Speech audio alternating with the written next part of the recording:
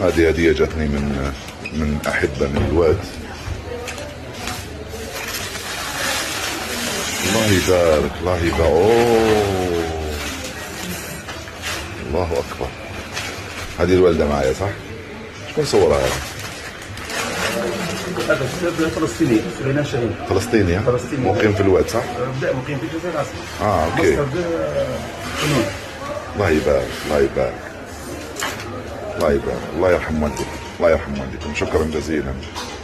وعد مني نزوركم قريبا في الواد. الله يرحم والديكم الله يرحم والديكم. ألف شكر ألف شكر ألف شكر. لا لا شكرا جزيلا شكرا جزيلا. الله يحفظك يا أستاذ بارك الله فيك. شكرا جزيلا أخوي العزيز. شكرا ألف شكر ألف شكر. الله يحفظكم الله يحفظكم. هذه واحدة من أغلى الهدايا. الله يرحم والديكم. شكرا جزيلا بارك الله فيك.